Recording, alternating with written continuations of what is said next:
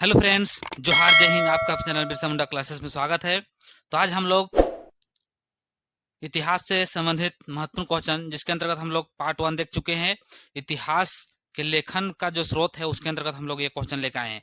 तो हम लोग 1 से लेके क्वेश्चन नंबर 25 तक देख चुके हैं और अभी हम लोग 26 से लेकर हम लोग 50 तक ये कंप्लीट करेंगे। तो चलिए, ये स्पेशल किस लिए है? जे टेट के सिलेबस अनुसार है।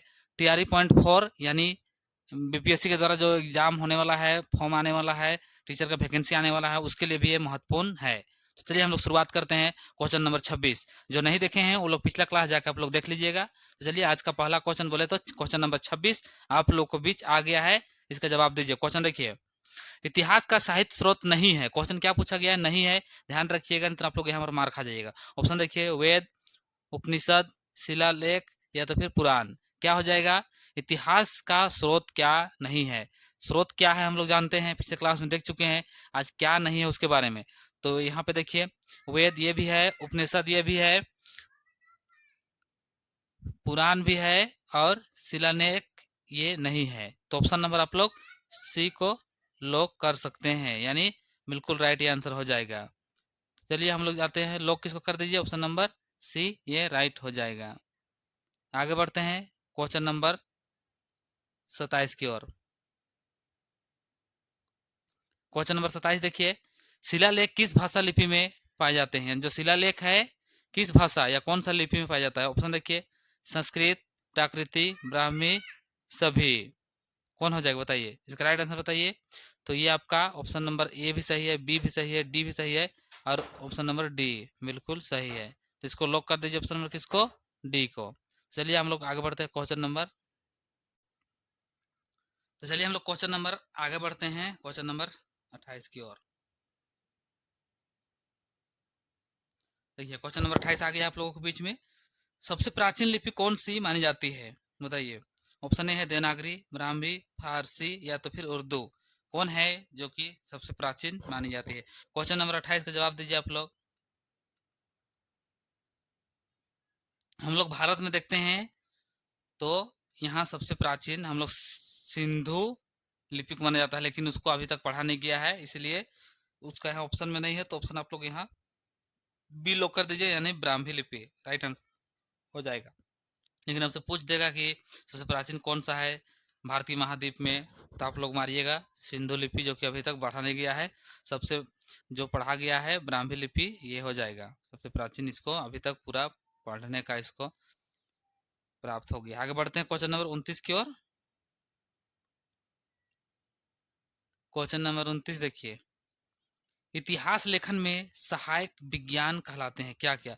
तो इतिहास लेखन में कौन कौन सा सहायक होता है उसको आपको बताना है। देखिए ऑप्शन देखिए, पुरातत्व, बी में है मुद्रा शास्त्र, सी में है अभिलेखा शास्त्र और डी में है सभी। तो क्या हो जाएगा? इतिहास लेखन में पुरातात्विक भी है, मुद्रा शास्त्र भी है और अभिलेखा शास्त्र भी हो जाएगा। तो ऑप्शन नंबर डी लॉक कर दीजिए, यानी डी के साथ चलिए, सभी ये राइट हो जाएगा। आंसर नंबर डी लॉक कर दीजिए।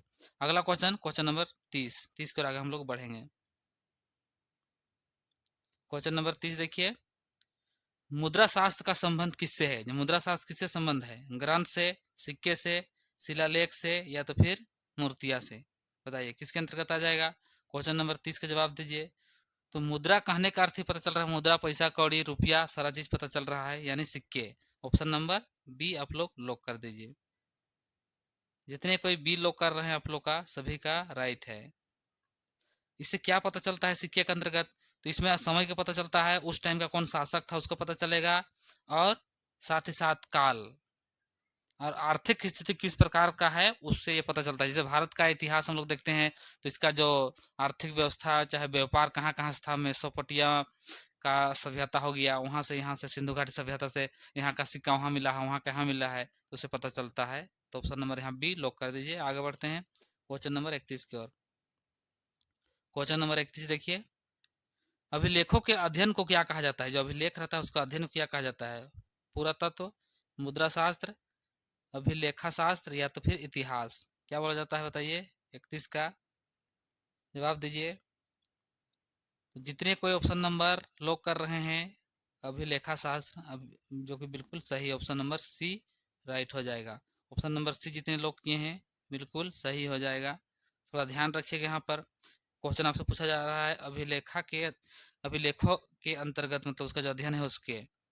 तो यहाँ पे हम लोग देख लिए ऑप्शन नंबर सी लॉक हो गया है। यहाँ पे एक दो पॉइंट आपको ध्यान रखना है, इसमें क्या क्या चीज का अध्ययन किया जाता है। पहला है शिलालेख, जो कि यहाँ पर दिया गया है, आप लोग देख रहे हैं शिलालेख का। और दूसरा है ताम्रपत्र, ताम्रपत्र है, इसका भी अध्ययन किया जाता है। तो दोनों पॉइंट ध्यान रखिएगा, क्योंकि एग्जाम में आपको पूछा जा सकता है।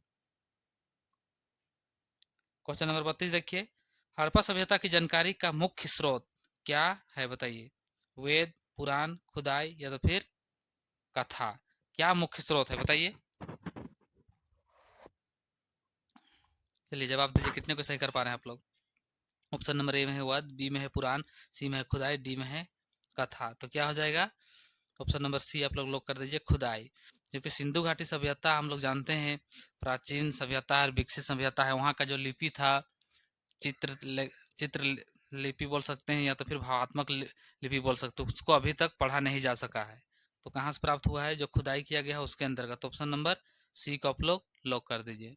सी जितने को लॉक कर रहे हैं आप सभी का बिल्कुल सही है। चलिए आगे बढ़िए क्वेश्चन नंबर 33 की ओर। क्वेश्चन नंबर 33, आगे बढ़ते हैं।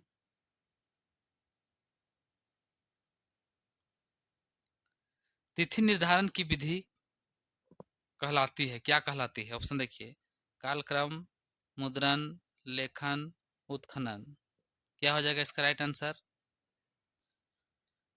तिथि निर्धारण की विधि कहलाती है कालक्रम, मुद्रण, लेखन या तो फिर उत्खनन। क्या हो जाएगा इसका राइट आंसर, जवाब दीजिए। 33 का अभी तक आप लोग का जवाब नहीं आया है।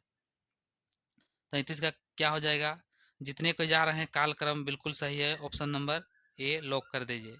इसके अंतर्गत क्या क्या हम लोग को पता चल पाता है काल निर्धारण के अंतर्गत। 33 का जवाब दीजिए।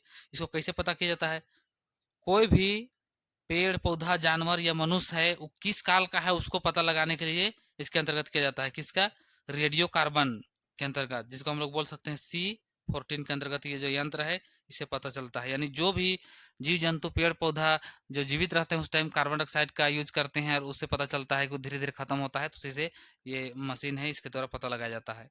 तो ऑप्शन नंबर ए जितने लोग किए हैं आप लोग का बिल्कुल सही है। आगे बढ़ते हैं क्वेश्चन नंबर 34 की ओर। क्वेश्चन नंबर 34 का जवाब दीजिए।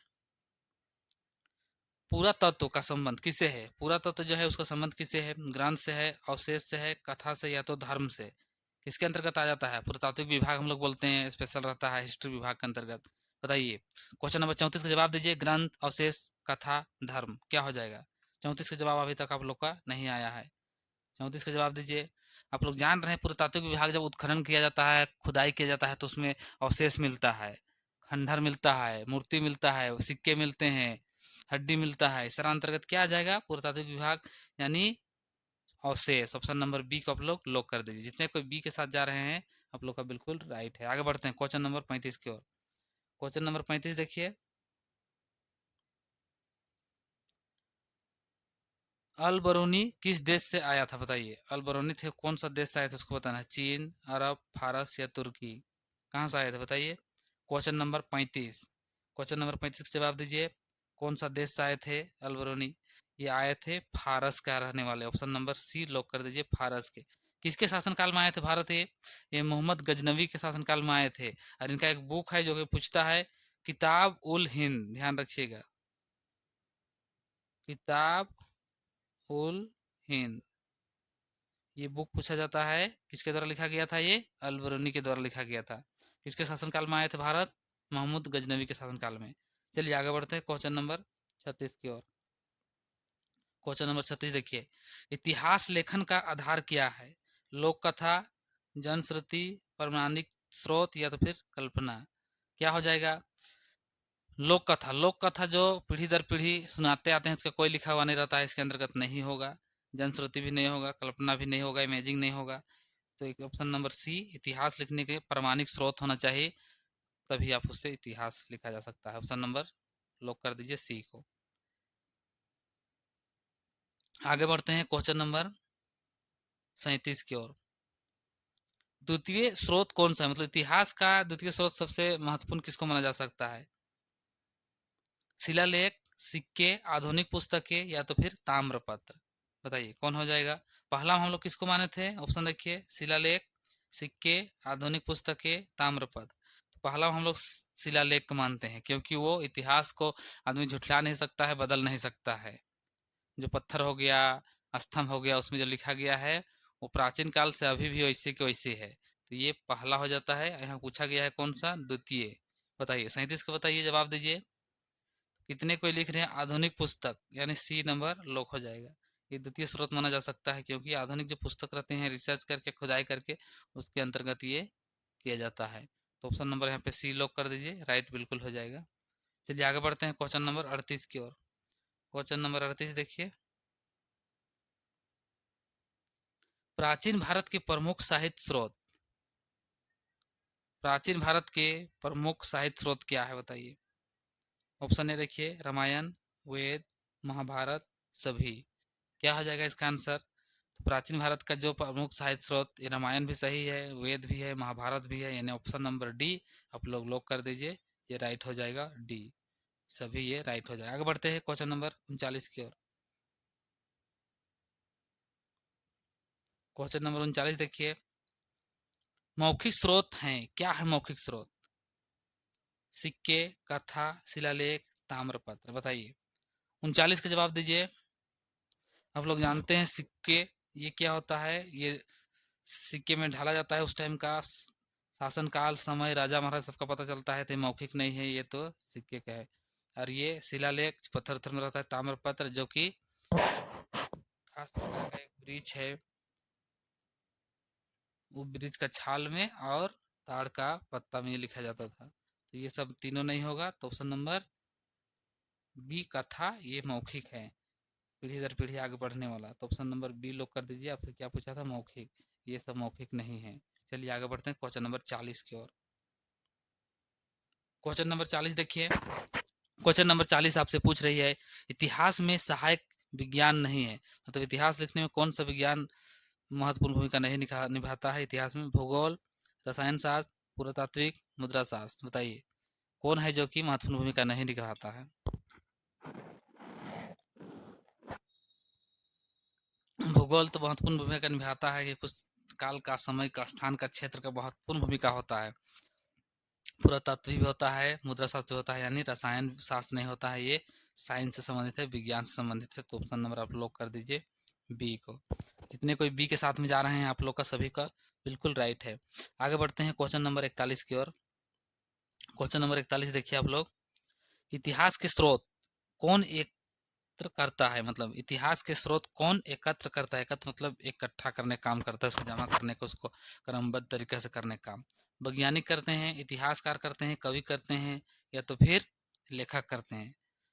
बताइए कौन सा हो जाएगा। कवि, लेखक, वैज्ञानिक नहीं होगा। Option number C, sorry B, इतिहासकार, यानी इतिहासकार काम का। जैसे उदाहरण के लिए आप लोग कभी पढ़े होंगे पेपर ऊपर में 2008 पास पास में, नागवंशी राजा का राजधानी खुखरागढ़ में, वहाँ जो मुंडर पहाड़ है वहाँ पे नागवंशी राजा का जो पहले वहाँ किला था उसका खुदाई किया गया था। वहाँ इतिहासकार बेड़ो कॉलेज जो है महाविद्यालय, वहाँ पे वहाँ के प्रोफेसर के द्वारा प्रयास किया गया था, और शिक्षा मंत्री उस टाइम का तत्कालीन बंधु तिर्की थे, वो उत्खनन कराए थे।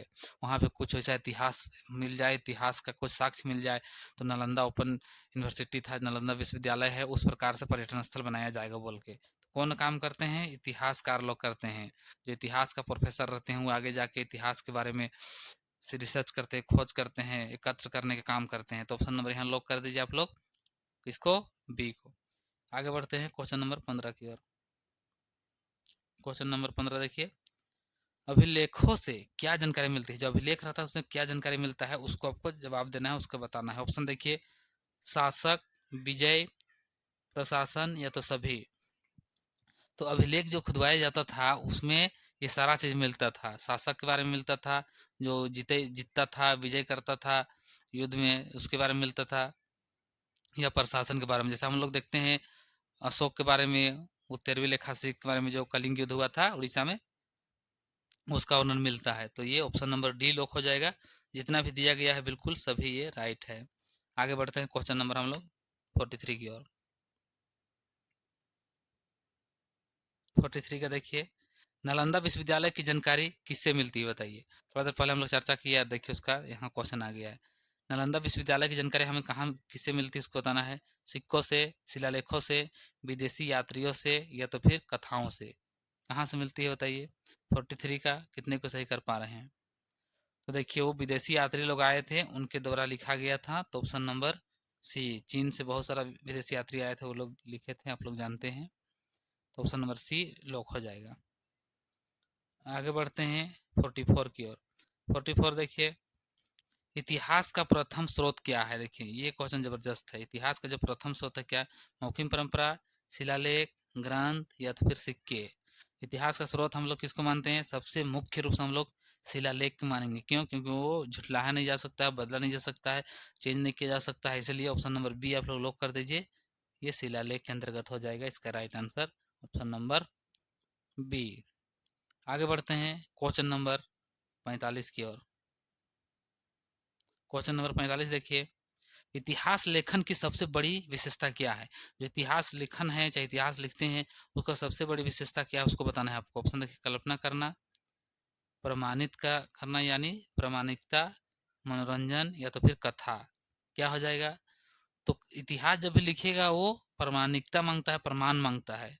तो ऑप्शन नंबर बी लॉक कर दीजिए। आप सभी को ये राइट हो जाएगा, ऑप्शन नंबर बी। आगे बढ़ते हैं क्वेश्चन नंबर 46 की ओर। क्वेश्चन नंबर 46 देखिए आप लोग, स्तूप किस प्रकार का स्रोत है बताइए। मौखिक, साहित्य, पुरातात्विक, या तो फिर विदेशी। 46 का जवाब दीजिए। कितने को सही कर पा रहे हैं 46 का। देखिए स्तूप किसको बोला जाता है। स्तूप जैसे रहता क्या है, वो बनाया हुआ रहता है। इस प्रकार से आप लोग देखते हैं बिहार में बहुत सारा बुद्ध स्तूप बनाया हुआ रहता है, या मध्य प्रदेश में सबसे मेन देखते हैं, इस प्रकार से ये बना हुआ रहता है। तो ये क्या चीज़ दर्शाता है उसको आपको ये बोला जा रहा है। तो ये पुरातात्विक विभाग है, खुदाई में मिलता है या कहीं पे, उसके अंतर्गत ये आ जाएगा। तो ऑप्शन नंबर सी लॉक कर दीजिए। आगे बढ़ते हैं हम लोग 47 की ओर।